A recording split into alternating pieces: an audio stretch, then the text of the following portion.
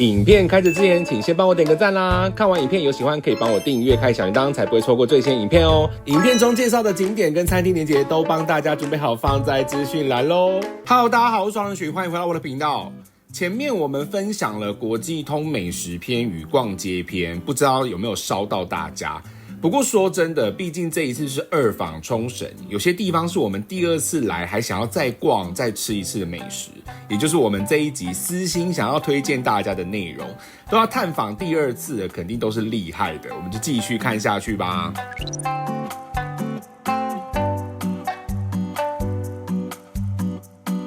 第一間叫做一加利榜，其實我們第一次來沖繩的時候，晚上就有來這邊吃過居酒屋。後來發現他現在在白天居然有販售日式定食，所以這一次來沖繩就想看看早餐到底有多厲害。店裡的早餐定食其實種類不少，最大的特色就是蒸籠定食，運用沖繩在地的食材，運用蒸的方式保留食物最大的原味。除此之外，也有店家非常特色的阿古豬漢堡排定食，也有以蔬菜為主的定食。每份餐點除了主菜之外，都會搭配小菜、白飯或飯糰、味噌湯。桌上也會有夜晚居酒屋的菜單可以參考。如果白天看着覺得喜歡，晚上可以再來喝點酒。首先是這個100%阿古豬蒸籠蒸漢堡排定食。除了主角的阿古豬漢堡排之外，還有豆腐、蓮藕小菜、味噌湯等等，擺盤看起來就很有日式早餐的感覺。這個漢堡排最厲害的地方就是用蒸籠慢慢蒸熟，整個肉汁會被鎖在裡面，吃起來非常軟嫩，而且完全沒有一般漢堡排那種重鹹或厚重的感覺。阿古豬本身的甜味跟香氣也都有被保留下來，吃得到很原始的肉香。我自己蠻喜歡這種很樸實的調味。他們家的小菜也讓我印象很好，像豆腐跟蓮藕幾乎都是用最簡單的方式去調味，不會加太多的醬汁去搶味道，所以吃進嘴裡可以感受到食材原本的味道跟清甜。味噌湯我們也很喜歡，裡面加了沖繩的海菜，讓整碗湯多了一點海鮮的鮮味，而且味噌的鹹度不會太重，早上喝一碗真的非常舒服。另外我們還點了一份蒸籠定食，裡面有阿古豬、鮭魚、山苦瓜、節瓜等等的蔬菜，因為全部都是用蒸的，所以吃得到的是食材最原始的味道。阿古豬肉片一樣非常香甜，不會有太多的調味，就是單純吃肉本身的味道。豬肉的味道會比較重一點。鮭魚我自己超喜歡，因為用蒸的方式料理，把魚肉的水分都全部鎖住，吃起来非常嫩，而且鮭魚本身的鮮度就很夠，完全不用加太多調味。至於蔬菜也是意外的很好吃，尤其節瓜跟山苦瓜。蒸過之後還保有水分，可以吃得到原本蔬菜的清甜，整體吃起來非常舒服，是一個沒有負擔的料理。至於飯糰，我覺得就是比較中規中矩一點，不算驚豔，但是飽足感真的非常夠。那我當然覺得它很特別，是說它有準備的這種一個 set 一個 set 的套餐，其實是真的很精緻，可以吃得到很多不同種東西，吃下來會很滿足。只是說我們這一次來的時候，因為它8點開店，我們大概8點20到。其實店內都已經坐滿人，生意很好，然後又只有一個員工在負責全部的事情，所以其實我們真的有等了快要1個小時，我們才吃到餐。所以如果你是很想要體驗這種日式食堂，我非常推薦你可以來體驗一下在居酒屋裡面吃這種日式 set 的感覺。但是如果你今天早上起來就是會很餓，你可能要斟酌一下，要麼你就要第一組客人進來，不然你真的會等比較久。我蠻推薦大家來沖繩來吃一下這家，我真的覺得很不錯。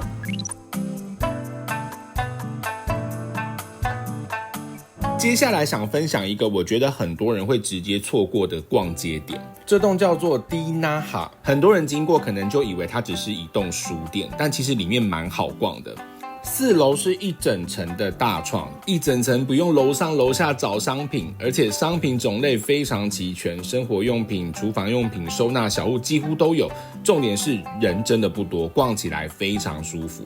唯一的小缺點就是這邊不能退稅，但如果你本來就很愛逛大創的，這裡真的非常推薦。不過我覺得 Dinaha 真正的重點是在 B1， 因為這邊有一整間的扭蛋店。這一次我們發現國際通附近這種扭蛋店好像沒有想象中的那麼多，所以如果你跟我們一樣是扭蛋愛好者，這邊一定要來扭一下。扭蛋店的隔壁就是我們每一次去日本都超愛逛的駿和屋。如果你喜歡公仔、精品、動漫周邊，這邊就是挖寶天堂。雖然是二手商品，但很多商品看起來幾乎跟新的沒兩樣。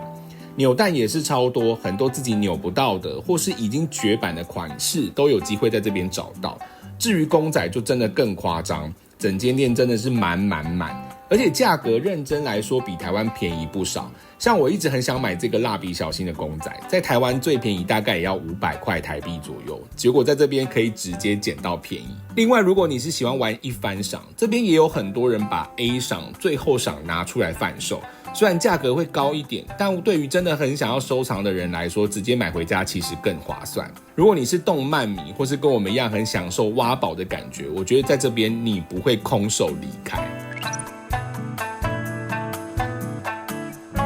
如果你是晚上的班機回台灣，我超推薦你把最後半天留給伊歐夢那霸店，它就在小路站旁邊，距離那霸機場只要搭2站的單軌列車就會到了。雖然它不是那種精品百貨型商場，比較像台灣廣場型的商場，但不管是服飾、鞋子、化妝品、生活用品、伴手禮，甚至日用品，通通都有。像是如果想要特別逛家電，這邊也有一大間，不管是小家電啊、電鍋什麼，這邊款式也算蠻齊全。另外也有類似像宜得利的店，鍋子、家居用品或是保溫瓶等等，這邊的款式也是非常多元。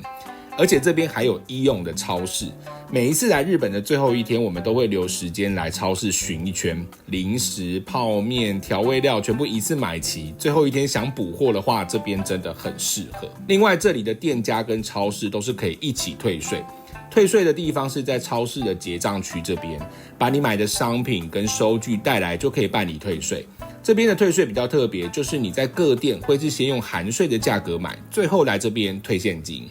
還有一點我超喜歡，就是醫用都會設置免費的寄物櫃，就算拖着大行李也可以寄放，再慢慢逛，完全不用擔心大包小包很狼狽。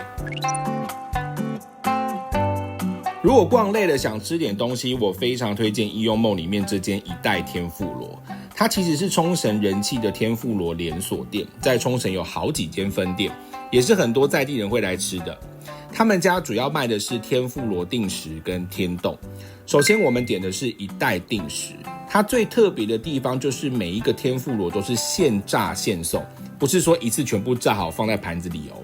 所以你每一口吃到的天婦羅幾乎都是熱騰騰的狀態。一代定食有包含炸蝦、鰻魚、多種炸蔬菜。我們很喜歡他們家的炸衣，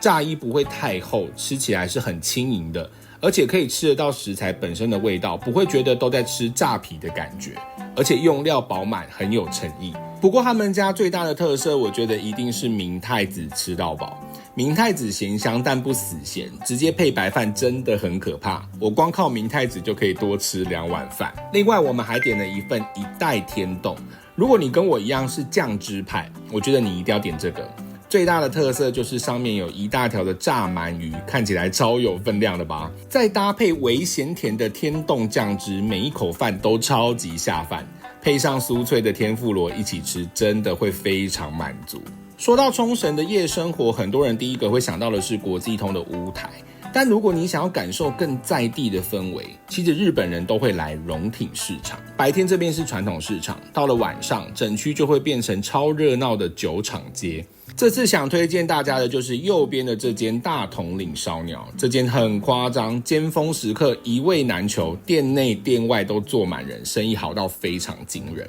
點餐是用 QR Code 點餐，界面有中文也有照片，所以完全不用擔心語言的問題。由於這一次是我們第2次來，我們直接跟大家推薦哪些必吃。雞肉串一定要點，雞肉非常嫩，而且調味不會太鹹。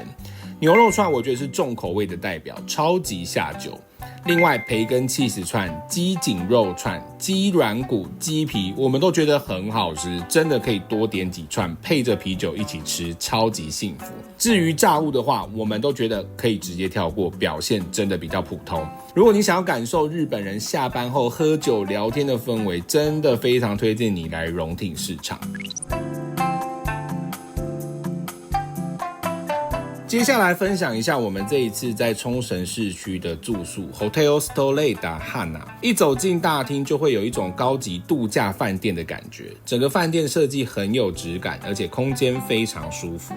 進到房間也是一樣，雖然我們這一次訂的是最基本最小的房型，但整體的設計感還是非常好。床就是日式的小型雙人床，以我們2個人來睡是稍微偏擠的那種，但床跟枕頭的軟硬度適中。床頭2側也都有 USB 的充電孔，非常方便。床旁邊還有一個小沙發區，我晚上回來都坐在這邊喝啤酒跟發 IG， 其實是真的很不錯，很有氛圍。房間走道來說，我覺得算寬敞，一個29寸的行李箱是可以完全攤開的狀態。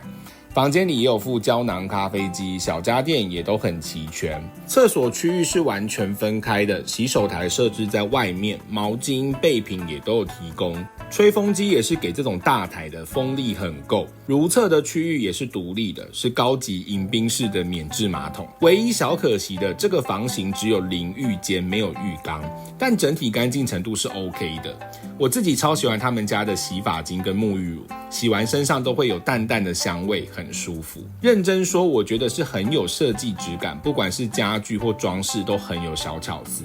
尤其白天陽光灑進房間的時候，整個質感會再升一級，真的很有放鬆度假的感覺。另外在1樓這邊還有戶外區，有躺椅跟戲水池，如果是帶小朋友來玩，真的很適合在這邊玩水，整個很有南島度假氛圍。而且這間飯店最厲害的地方就是地理位置，它就在單軌美容橋站旁邊，幾乎出站就到，拖着大行李完全不辛苦。我們這一次是5月份入住，一個晚上大概接近3000台幣，說真的不算便宜，但房間新，交通方便，而且步行就可以到國際通主街。以整體住宿體驗來說，我們是覺得很不錯啦，非常推薦給大家。你是不是以為影片要結束啦？最後我想要加碼介紹一下這次在沖繩 Lawson 吃到的2個沖繩限定商品，因為真的太好吃太驚豔，我不能不加碼分享。這次 Lawson 它也有出了一個泡盛黑咖啡無糖的，然後它是12%的酒精，然後我就覺得這很特別，應該也要來喝看看。酒味很濃欸，我先喝看看。